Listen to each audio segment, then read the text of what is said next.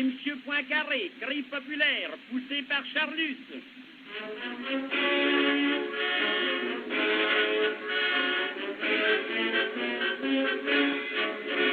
Dans notre pays maintenant, tout ne demande qu'à marcher. Le soleil est radieux, la vie est bon marché. Les trains partent tout à l'heure et n'ont jamais de retard. Tout le monde peut mettre du beurre dans ses épinards. Plus de calvitie précoce, plus de corps plutôt rond, plus de poitrine déformée, de ventre en accordéon. Les pauvres sans logis ne sont plus de mauvais sang. Tout le monde est heureux, c'est pas surprenant. C'est M. Poincaré, c'est M. Poincaré, c'est le président de la République. Et c'est M. Cochon, et c'est M. Cochon, et c'est M. Cochon, le président des champignons. La musique de la garde aux Tuileries n'a jamais, en jouant la marche lorraine, obtenu tant de succès. Et de la Saint-Polycarpe, dès qu'on entendra su, on a les larmes aux yeux tant on est ému. Quand les retraites militaires défilent le samedi soir, le populo en masse les attend sur le trottoir. Et la foule emballée, le cœur plein d'émotion, en suivant les soldats chantent à l'unisson. C'est M. Poincaré, c'est M. Poincaré, qu'est le président de la République. Et c'est M. Cochon, et c'est M. Cochon, et c'est M. Cochon, le président des champignons. Quand notre président aura fini son temps, qui quittera l'Élysée sans renouveler ses 7 ans, il faudra bien trouver pour gouverner le pays quelqu'un qui soit aussi populaire que lui. Il y a bien M. Rostand et M. Deschanel, il y a bien Félix Potin et le grand Dufayel, Branchon des Moulinets et le boxeur Carpentier, mais ça n'a rien à voir, ils peuvent se gratter. C'est M. Cochon, c'est M. Cochon qui sera président de la République. Et les sans-pognons, et les sans-pognons ne coucheront plus dehors dans la mauvaise saison.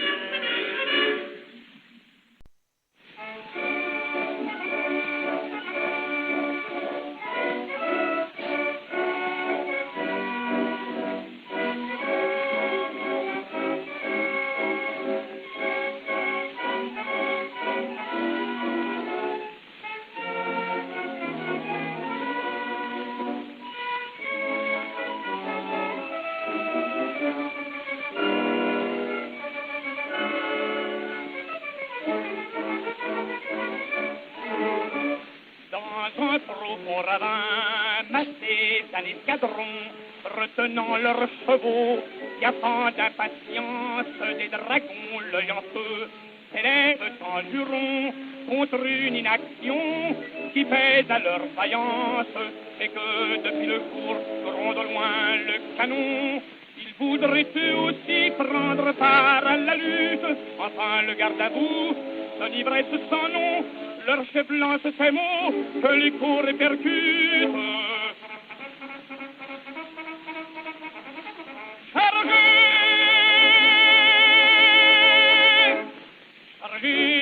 Sabre point, bride aux dents, vaillant dragon, fils des tempêtes, entendez les appels stridents que font retentir les trompettes, sabrés sans pitié, sans quartier, narguant les balles, la mitraille, c'est un ennemi qui trop inquiet derrière ces canons nous raille.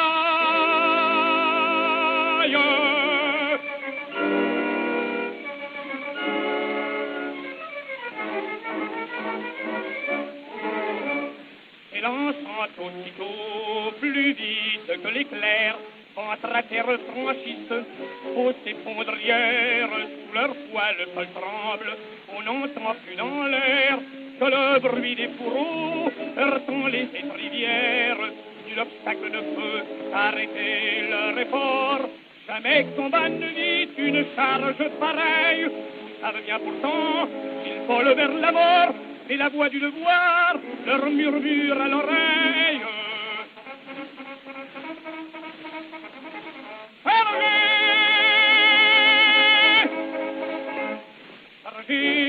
Sabre point, brille dedans, vaillant dragon, fils des tempêtes, entendait les appels stridents que font retentir les trompettes. Sabrés sans pitié, sans quartier, narguant les balles, la mitraille, cet ennemi du trop altier, derrière ces canons nous raille.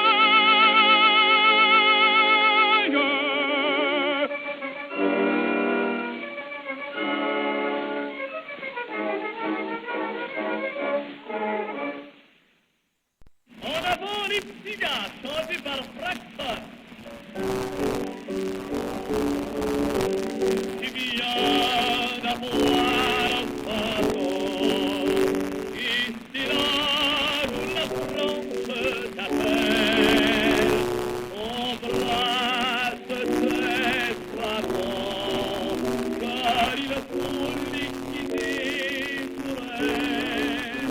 En avant mon petit gars, c'est la vie, bataillement, réussissant, et remise au chemin sous le bras. Allons enfants de la patrie, faisons ressortir sa ville, son espérance est arrivée.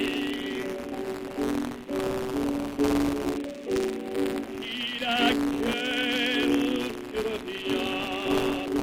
bien toi, pas d'absurde parade, ne retrouve rien, et répète à tes camarades, en avant les petits gars d'énergie, marchons joyeux, comme nos aïeux, comme au ton de Cléber, soyons fiers. Allons enfants de la patrie, notre pays s'est réchauffé, le jour de vaincre est arrivé. Et quand tu reviendras, tu pourras voir ton père Michel, qui te tendront les bras sur le seuil de leur chaumière. Écoutez, ce sont eux, les voilà! Bravo! Ils chantaient brave cœur sous son cœur. Allons enfants de la patrie, le pays nous l'avons trouvé, le jour de gloire est arrivé.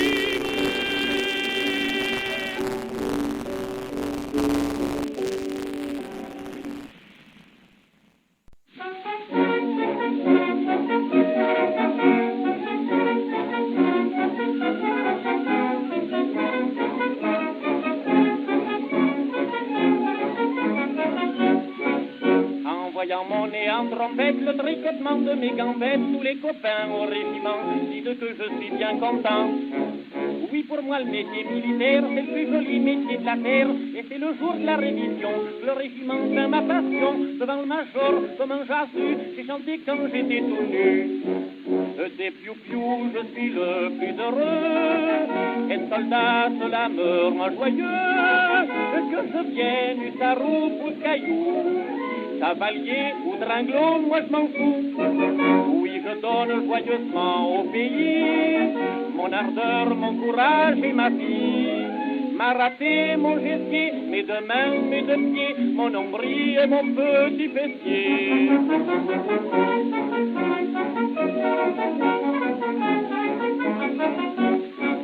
Pour moi, le métier de soldat, c'est le rêve. Faut gigoter sans ni trêve, remuer les bras, les jambes avec, jamais avoir un poil de sexe. Comme je suis pas une andouille, pour ne pas que mes poils se mouillent, je les ai rasés sans plus des mois, et je les ai renvoyés chez moi. Ma sœur Sané fait des chichis, et mon frère une brosse à habits. Des piou-piou, je suis le plus heureux. Avouez que c'est vraiment ingénieux, car les balles, vraiment, à quoi ça sert? Ça se voit pas, c'est toujours recouvert. Le gouvernement, pour ça, donne des effets. Une veste, un képi, des souliers, un falzar épatant, mais ce qu'il y a dedans, ça n'est pas au gouvernement, c'est à moi.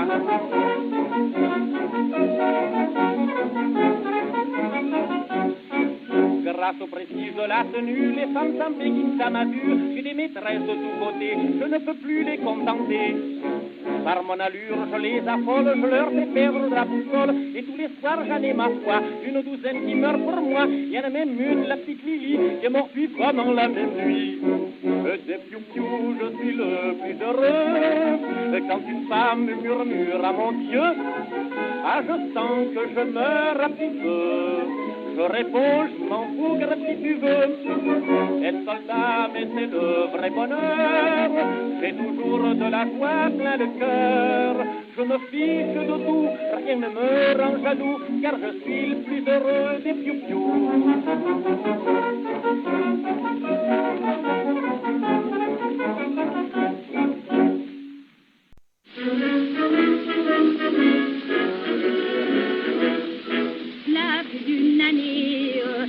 Dans les tranchées, nos petits soldats, loin de tout le monde, sont là-bas.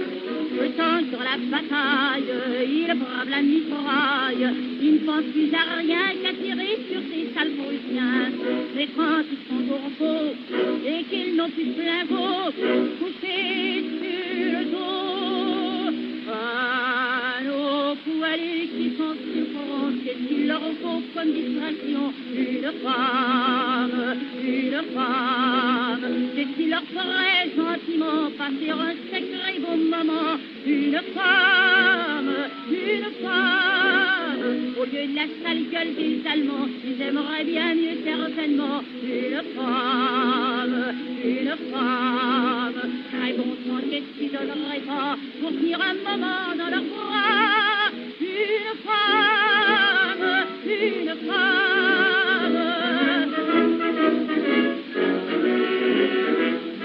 Quand Henri Bombelle, il bouffe la gamelle, saisit sa vallée en jetant, ça n'a pas freiné. Pensez sur la paille, allons-y du paille, tenons presque tous la même réflexion. Et dans ces moments-là, à quoi pense-t-il tout bas? Ne fermez pas à nos poilus qui sont sur le courant, et qu'il leur faut comme distraction une femme. Quand ils ont bouffé leur attaque et qu'ils demandent comme ce groupe-là une femme. Ça parie qu'ils vont calmer leurs nerfs, leur arriver comme dessert. Une femme, qu'elle soit grande ou petite, ma foi, ça fait rien pourvu que ce soit. Une femme.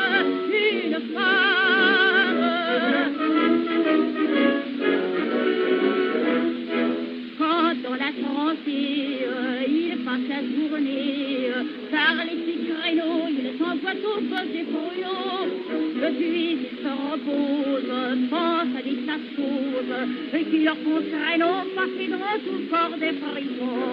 Avant de s'endormir, ils ont dans un soupir le même désir. À nos poils qui sont sur le front, qu'est-ce qu'il leur faut comme distraction? Une femme.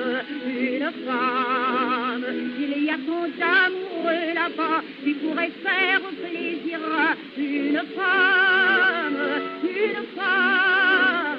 À ce moment, c'est l'essentiel, il faudrait qu'il leur tombe du ciel une femme, une femme. Et comme prière du soir, pour Dieu, fais ton pouvoir.